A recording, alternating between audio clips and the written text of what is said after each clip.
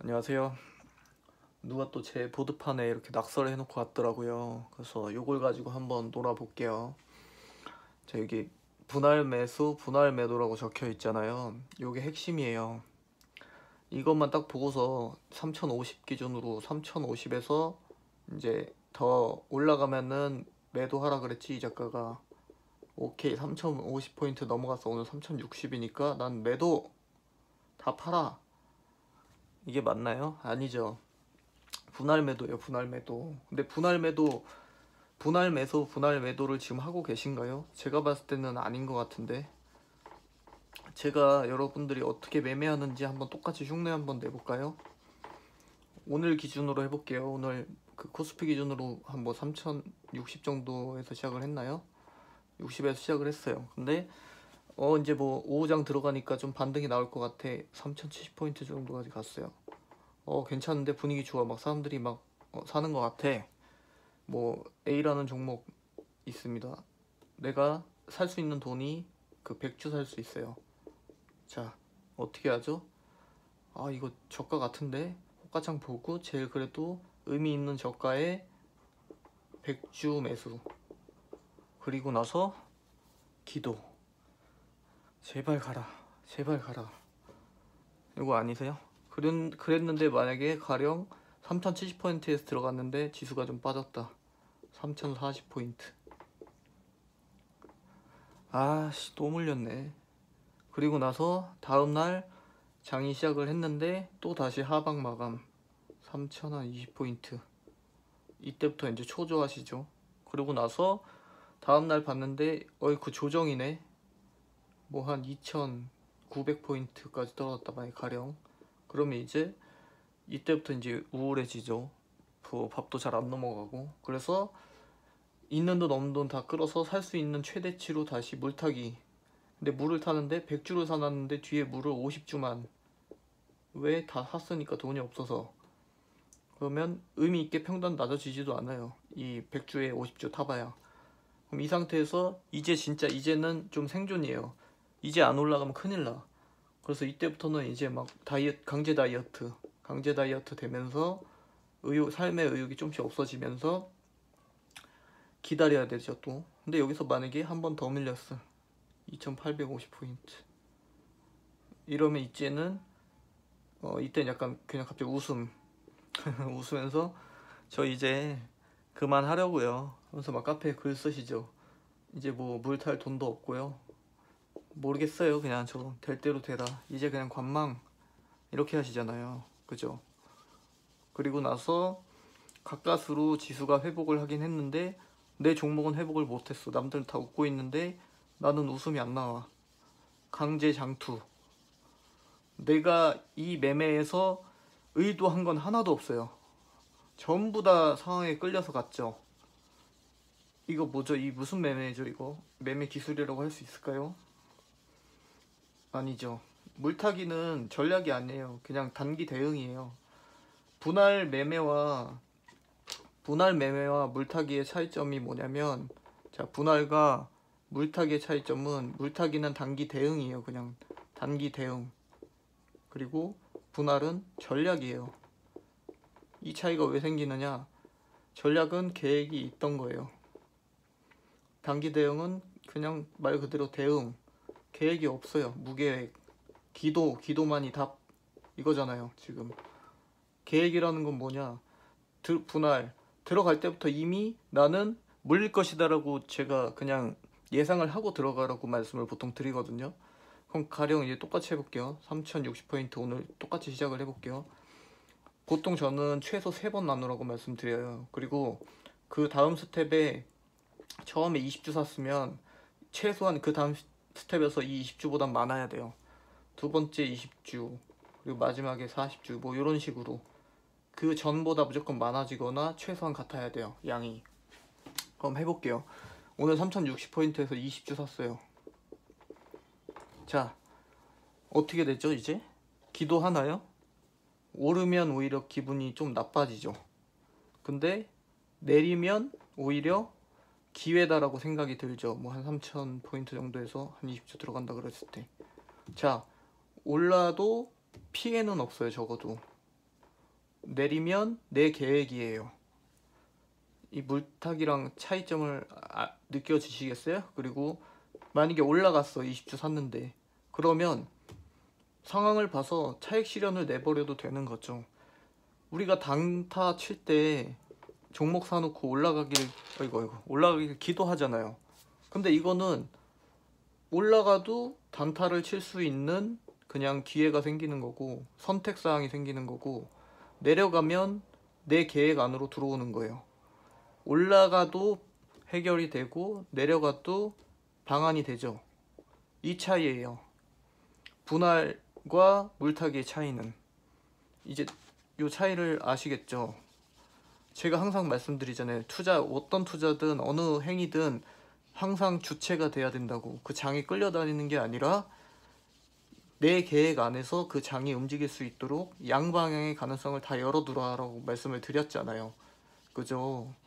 오늘 만약에 제가 오늘 매수 조심하라고 말씀을 드렸잖아요. 오전장 중에 약간 장난식으로 말씀을 드리긴 했지만, 자, 오늘 한번 봐드릴게요. 오늘 상황이 어땠는지. 제 기준에서는 오늘 3060포인트면 굉장히 애매한 자리였어요. 올라갈 수도 있고 내려올 수도 있는 자리였거든요. 근데 저는 하방 압력이 3050포인트 기준으로 올라가 있었기 때문에 좀 더 세다고 봤단 말이에요. 수급의 관점에서 봤을 때도. 근데 오늘 그 뉴스 지금 보도 나왔지만 외국인이 두 번째로 많은 그 매물을 매수했어요. 오늘 오후장에서. 만약에 그 외국인이 이런 기록적인 매물이 없었다면 그랬는데도 지수가 1%도 안 갔어요. 1% 상승폭도 못 가져갔다고요. 근데 만약에 외국인이 이런 기록적인 매물을 안 들어갔다? 오늘은 장 그냥 크게 밀릴 수도 있었던 날이었던 거예요. 요 느낌 아시겠죠? 그럼 만약에 오늘 매수 들어가는데 뒤로 밀렸다. 그러면 또 아까 처음 말씀드렸던 그 물타기 원래 하시는 그 기도매매법 그걸로 가시는 거예요. 또 그 길로. 그러면은 얼마나 암울합니까 이 상황이. 그래서 그 매매를 할 때는 전체 시장 기조도 어느 정도는 읽을 줄 알아야 되고, 그리고 지수 타는 그 타점도 좀 잡으실 줄 아셔야 되고요. 그리고 마지막으로 분할을 하셔야 돼요. 항상 어떤 매매든 분할하셔야 돼요. 자, 누가 초보고 누가 고수냐라고 물어봤을 때 저는 적어도 이제 매매에 국한되긴 하지만 분할을 하는 자와 안 하는 자 그렇게 보거든요. 이게 별거 아닌 것 같은데요. 의외로 분할 안 하시는 분들이 굉장히 많아요. 근데 분할 매매를 안 한다는 거는 그냥 그 기도 매매법에서 계속 이제 그 안에서 갇혀 있는 거라고 보시면 돼요. 왜? 지수는요, 그 종목의 단일 주가는요, 상승하거나 하락하거나 해요. 50대 50이에요, 그냥 확률이. 어느 자리에서든. 근데 어느 지점에 딱 들어가서 한 번에 사가지고 그게 올라갈 확률과 내려갈 확률이 같은 상황인데, 이게 올라갔다고 해서 이게 실력인가요? 내려갔다고 해서 실력이 없는 것도 아니고 올라갔다고 해서 실력이 있는 것도 아니에요. 매 순간 한 타점 잡아가지고 전량을 사는 순간 나는 50대 50의 그 좁은 확률로 들어가는 거라고 여러 번 글로 말씀을 드렸죠. 그래서 이거는 전략이라고도 할 수도 없는 거예요. 그냥 기도 매매법에 또 들어가는 거예요. 그래서 이걸 하면 실력이 늘 수가 없어요. 실력이 늘질 않아요. 뭔지 아시겠죠? 전략을 가지고 있어야죠. 본인만의 전략을 가지고 그 장을 쥐고 흔들 줄 알아야죠. 그 장 안에서 파도를 타고 놀 줄 알아야 하는데 이런 식으로 이제 한 번에 딱 타점 잡아가지고 들어가는 순간 50대 50에 그냥 운에 맡기는 투자밖에 안 된다는 거죠. 그 운이 얼마나 가겠어요. 물론 이제 그 3월 장부터 시작하신 분들은 지금까지 운이 좋을 수밖에 없죠. 상방 압력 훨씬 컸으니까. 근데 그게 언제까지 이어질지는 모르는 거예요. 그 운에만 언제까지 매달릴 수는 없지 않습니까?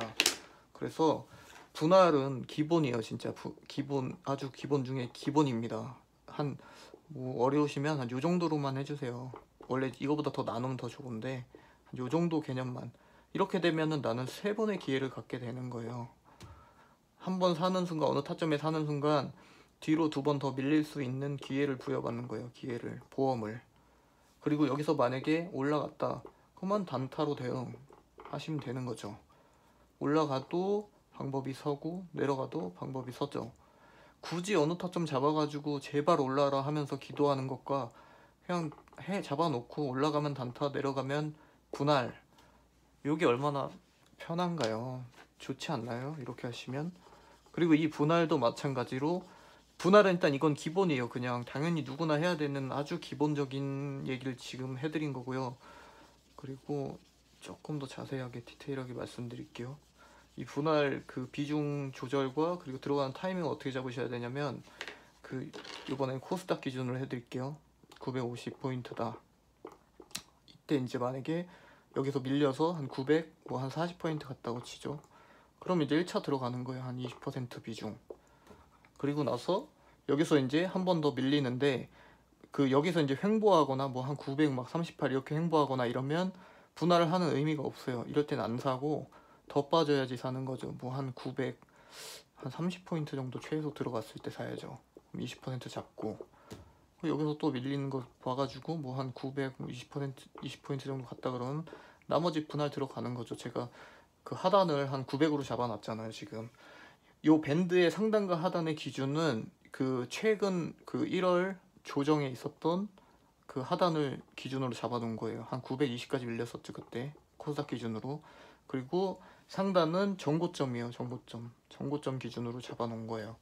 그래서 저는 그 큰 흐름은 박스권으로 보고 있기 때문에 이렇게 잡아둔 거고, 그 안에서 이런 식으로 지수를 타고 놀아라 라고 그 가이드 라인만 제시해 준 거예요. 그 숫자가 가지고 있는 큰 의미는 없어요. 당연히 이제 아예 의미가 없는 건 아니고, 그거는 이제 좀 더 이따가 설명을 드릴게요. 그래서 기본 매매하는 요령은 이렇게 되는 거예요. 그러면은 뒤로 가면 갈수록 평단은 낮아지거든요. 총 매물은 점점점 늘어나면서 평단은 낮아지죠. 그러면 지수가 반등을 가져갈 때 굉장히 쉽게 빠져나오든 수익권으로 들어갈 수 있든 그 두 가지 중에 하나, 길이 열린다는 거죠. 그래서 처음부터 이제 내가 밀릴 것을 미리 예견하고서 움직이는 것처럼 매매를 해야 단타도 더 잘 돼요. 웃긴 게 이렇게 들어가면 또 금방 또 잘 올라요. 그래서 난 더 샀어야 됐네 하는 그런 후회를 하게 만들어 주는데, 제가 그 후회는 절대로 하면 안 된다고 했죠. 초보분들이 절대 가져서는 안 되는 좀 욕심입니다. 그래서 이렇게 하면은 느껴지는 게 뭐가 있으시죠? 먹는 거는 적게 먹고 다만 크게 잃는 경우는 잘 없겠죠. 이렇게 하면은. 근데 그것도 그래서 수도 없이 말씀을 드렸지만, 이거는 초보 고수 할 거 없이 잘하는 사람은 많이 따는 게 아니라 잘 안 잃는 사람이 잘하는 거예요. 잘 안 잃는 사람. 하방 기조 때 잘 안 잃잖아요. 그러면 막 상승 기조 타서 막 3100 이상 올라가서 여기서 위에서 놀 때, 지수 3200 사이에서 구간에서 놀 때 잃겠어요? 많이? 하방 기조에서 안 잃는 사람이 상식적으로, 그죠? 그래서 일단 먼저 초보분들이나 뭐 고수분들 할 거 없이 잘 안 잃어야 돼요. 기본은 주식은 잘 안 잃으면서 오래 버틸 줄 알아야 돼요. 그러면서 그 시간에 경험을 계속 쌓으시는 거예요. 아시겠죠? 요거 진짜 중요하거든요, 분할은. 그래서 주식 공부하는 데 있어서 제가 이것도 예전에 설명드렸는데, 첫 번째는 뭐냐면 매매 요령이고요. 이게 일단은 제일 중요합니다. 언제 사고 언제 파는지. 그리고 두 번째가 종목 선정이고요. 요거에 대해서도 한번 설명드렸어요. 이거 4가지 있다 그랬죠. 첫 번째 거시경제 봐야 되고요. 그리고 두 번째 산업 분석해야 되고요. 산업 분석. 그리고 세 번째가 기업 분석. 그 산업 내에서 유망한 종목을 찾아서 그 시총을 비교를 해가지고 더 좋은 종목으로 골라내는 과정이 있어야 되고요. 마지막에는 차트 분석이 있어요. 차트 분석은 왜 하느냐? 과거에 지나온 흐름을 보고 가장 저점을 잡아내는 보조 지표로 활용을 합니다. 제 기준이에요, 이거는. 그래서 큰 틀에서 거시경제를 보고 나서 그 다음에 유망 산업을 찾고, 그 산업 안에서 유망한 기업을 찾아내고, 그 다음에 기업에 들어가기 전에 저점을 찾아내는 용도로 차트를 분석한다. 이게 일단 제 기본 개념입니다. 그리고 세 번째는 시장 읽기, 뭐 시황이라고도 하는데요. 시장 읽기, 전체 시장을 흘러가는 방향성을 잡아낼 수 있는 공부를 하는 거죠. 이 타이밍에. 그래서 크게 이렇게 세 가지로 저는 분류를 하거든요. 그래서 이 순서대로 스텝에 맞춰가지고 이렇게 진화해야 된다고 보는데, 첫 번째 지금 매매하는 요령에 대해서 말씀드린 거예요. 분할이죠. 분할이 핵심 포인트였죠. 그래서 매매가 기본으로 돼야 그 다음에 스스로 종목을 선정하는 공부를 들어갈 수 있는 거고, 분할도 매매도 할 수 있고 종목도 선정할 수 있으면 다 끝났죠. 그러면 이제 거기서 한 걸음 더 나아가서 시장을 읽을 줄 알게 되면 모든 공부를 거의 다 했다고 보면 되겠죠. 근데 시장을 읽는 그 단계까지 가야 되는 이유는 뭐냐면, 그거를 이제 또 설명해 드릴게요. 자, 지금 분할 매매로 하면 솔직히 거의 뭐 크게 잃을 그런 사태는 잘 나오지는 않거든요. 거의 없어요. 근데 그 시장을 읽으면 어떤 좀 이점이 생기냐면은, 전체 시장 기조를 어느 정도 읽을 줄 알게 되면 그 지수 안에서 좀 놀 수가 있어요. 가령 뭐 예를 들어서 3050포인트? 3050포인트 기준으로 했을 때 그 박스권 안에서 또 박스권이 나올 수가 있거든요. 한 3100포인트 그리고 3000포인트 정도, 뭐 요 안에서 만약에 박스권이 형성이 됐다 그러면은, 만약에 지수를 어느 정도 볼 줄 알면 이제 여기에 상방 하방이 또 있을 거잖아요, 그 안에서. 그래서 이 지수를 타고 노는 거죠. 조금 빠졌을 때 사고, 다시 조금 올랐을 때 팔고, 요 그 큰 그림 안에서의 또 그 작은 그림 안에 들어가서 지수를 타고 놀 줄 알게 되기 위해서 시장을 읽을 줄 알아야 되는 거예요. 마지막에는 요 단계까지 요거 그냥 간단하게 넘어갈게요. 그래서 이런 식으로 이제 시장을 바라봐야 되는데, 그래서 다 중요하지만 제가 봤을 때는 일단은 기본 매매하는 요령이 저는 가장 중요하다고 보고, 그거를 가장 못 하시는 것 같아요. 다른 건 모르겠지만 제가 보는 관점에서는 그걸 제일 못하고 계신 것 같아서, 요 그냥 지표를 보시고 그냥 앞으로 내가 어떤 움직임을 가져가야 되겠다는 그냥 그런 이미지 트레이닝만 좀 하시면 될 것 같습니다. 그리고 박스권에서는 진짜 분할이 엄청 중요해집니다. 그래서 뭐 상승장이나 그럴 때는 사실상 그렇게 분할이 중요하진 않은데요. 지금은 확연하게 이제 박스권 장세로 들어서 있는 상태이기 때문에 굉장히 중요하다고 볼 수 있겠고, 그리고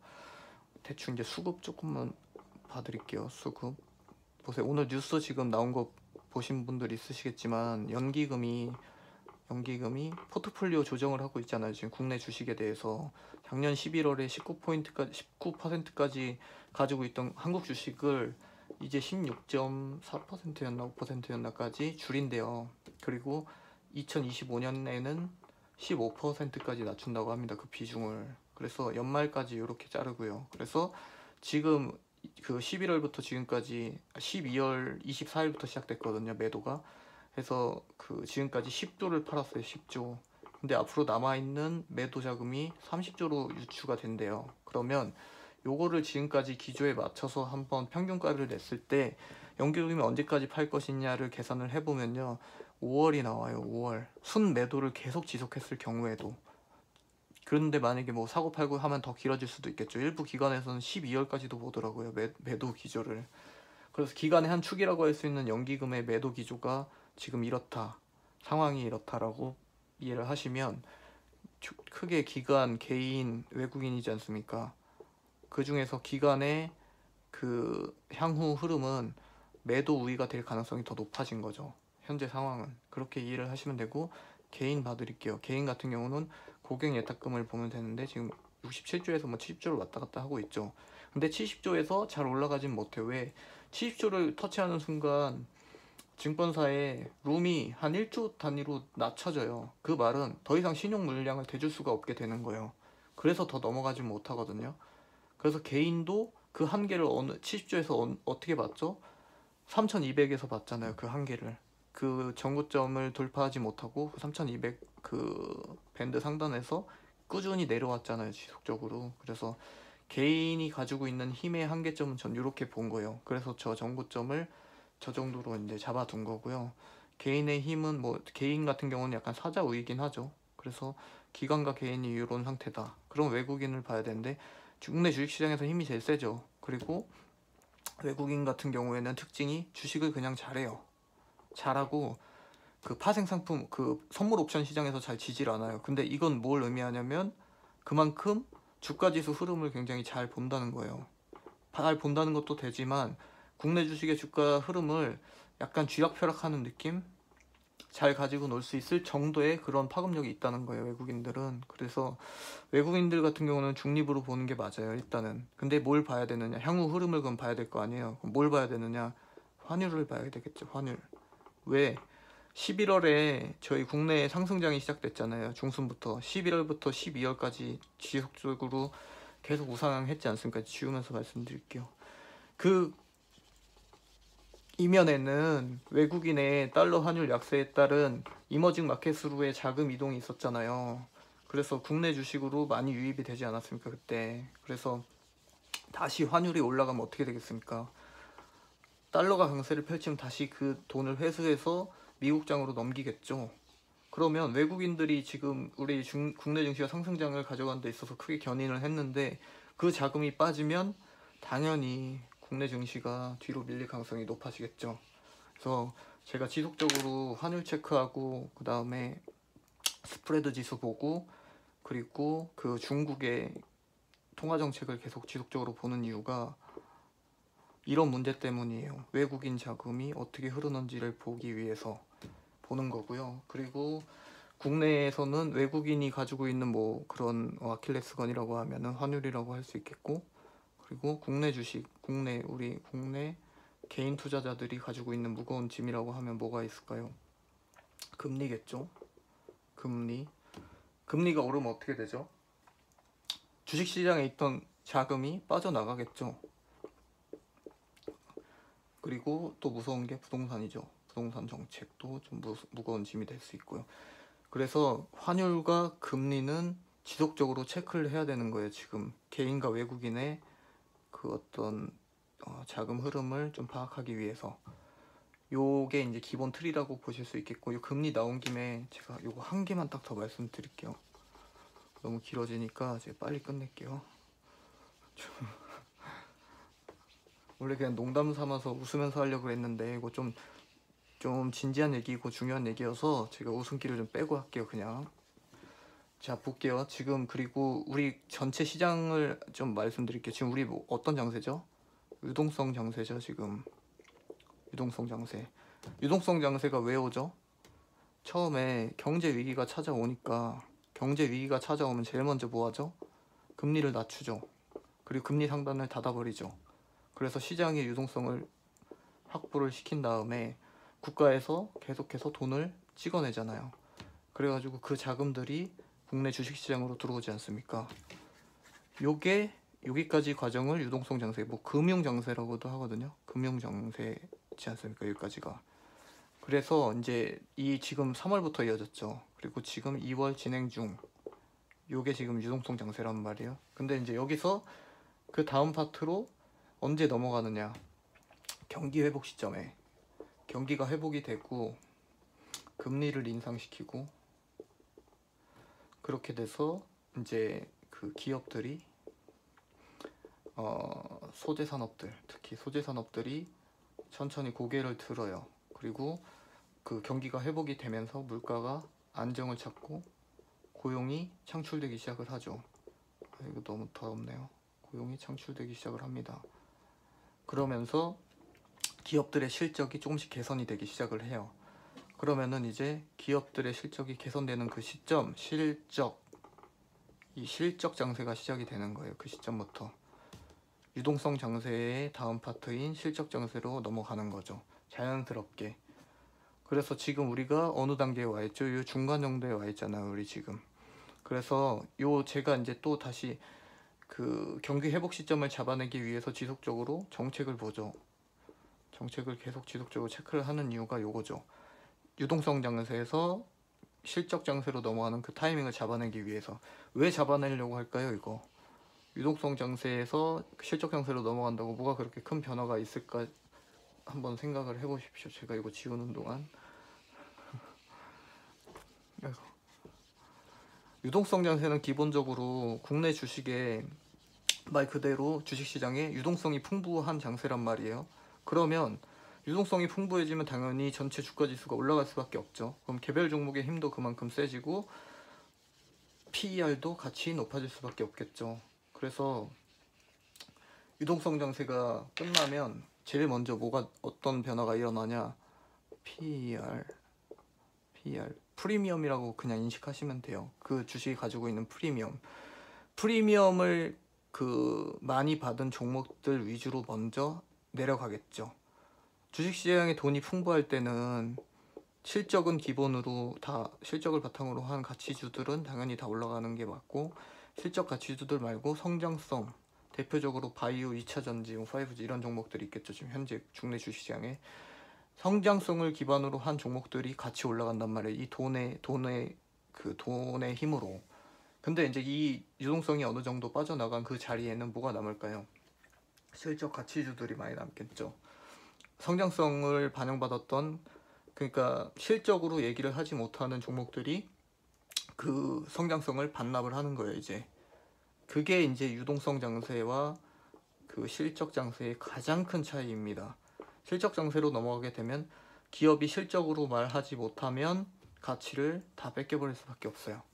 그래서 이 타이밍을 잡는 게 굉장히 중요하고 약간 무섭기도 하죠. 그래서 제가 포트폴리오 조정을 해야 된다고, 포트 조정하세요 라고 말을 종종 요즘에 했던 이유가, 요 실적 가치주와 성장성을 기반으로 한 종목들의 적절한 포트 구성을 마련해 두시라는 말씀을 드리는 거거든요.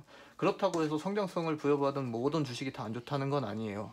그렇지만 그 가운데서 또 그 평단을 의미 있게 낮춰놔야 되겠죠. 말도 안 되는 그 프리미엄, 고프리미엄 구간에 들어가서 PER 50, 막 70 이렇게 되는 구간에 들어가 있으면 이 실적 장세로 넘어가는 길목에서 발목을 잡힐 가능성이 굉장히 높아진다고 봅니다. 그래서 그럼 이건 좀 나중에 말씀드릴게요. 얘기가 굉장히 길어질 것 같아서.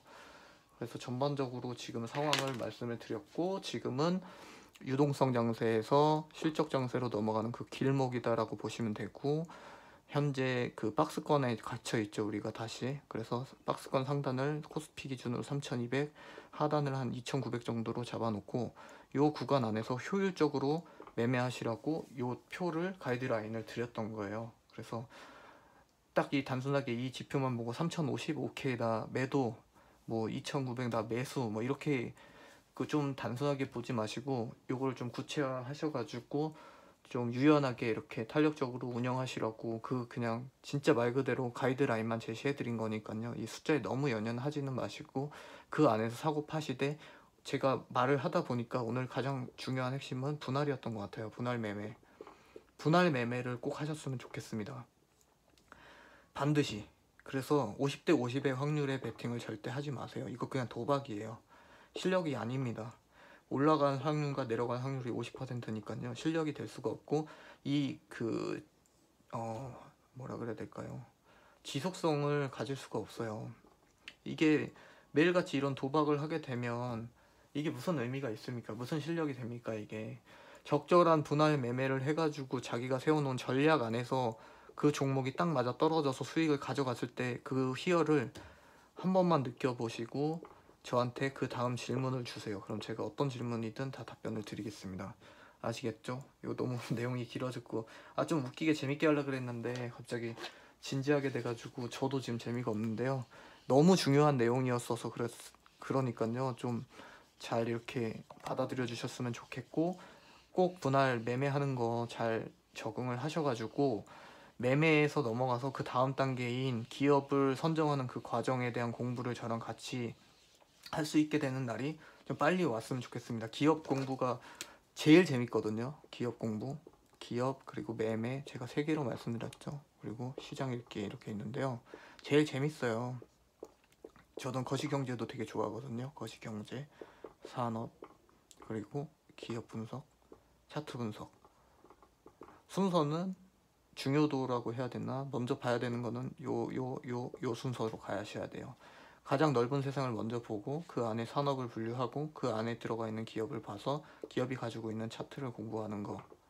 요게 종목을 선정하는, 기업을 선정해내는 과정입니다. 이것도 나중에 제가 기회가 된다면 자세하게 요 파트별로 해가지고 좀 알려드릴게요. 그래서 오늘은 여기까지 마무리를 하겠습니다. 부디 분할 매매 잘 성공하셔가지고 좋은 결과 내셨으면 좋겠고요. 지금 전체 그 증시가 돌아가는 상황에 대해서 전반적으로 짧게 말씀을 드렸으니까 그 내용도 좀 참고를 해 두셔가지고요. 3,500과 그리고 950포인트가 넘어갈 때는 1차 긴장을 하셔야 된다는 거. 1차 긴장. 그리고 거기서 이제 더 넘어간다. 뭐 3,100에서 3,150 정도 사이에 들어간다. 구간에 들어간다. 그러면 2차 긴장. 3,200포인트 찍는다. 저 같으면 전량 매도 하겠어요, 그냥.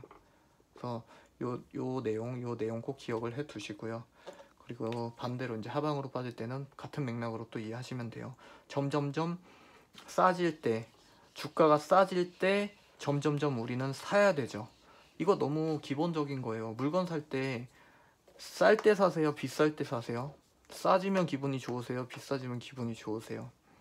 사는 입장에서 쌀 때 사야 되겠죠, 당연히. 근데 우리는 보통 그렇게 안 하죠. 막 이럴 때 사시잖아요. 막 상승기조 타고 있을 때 사시잖아요. 또 특히나 그런 분들은 진짜 고수 영역이라서 그렇거든요. 고수분들하고 같은 그런 매매를 하시면 안 돼요. 초보분들은 정확하게, 이게 진짜 제가 말씀드리는 게 교과서적으로 말씀드리는 거거든요. 교과서적으로 움직이시는 걸 먼저 익히신 다음에 나중에 고수가 되셔서 그분들이 하는 뭐 상따 하시고 막 그런 거 하시는 거예요. 나중에 처음부터 이렇게 배워두시면 이 정석을 모르는데 무슨 의미가 있습니까? 아시겠죠? 별로 좀 어려운 건 아니니까 꼭 한번 잘 염두에 두시고 아무튼 좋은 그 매매 하셨으면 좋겠습니다. 그리고 막 물렸어요, 또 물렸어요, 이제 물 타야 되나요? 더 이상 물 탈 돈도 없어요, 이제 그만하려고요. 요 기도 매매서 이제 좀 그만하셨으면 좋겠습니다. 아시겠죠? 설 연휴 잘 보내시고요. 또 뭐 나중에 기회가 되면 다른 내용으로 또 알려드리겠습니다. 진짜 감사합니다.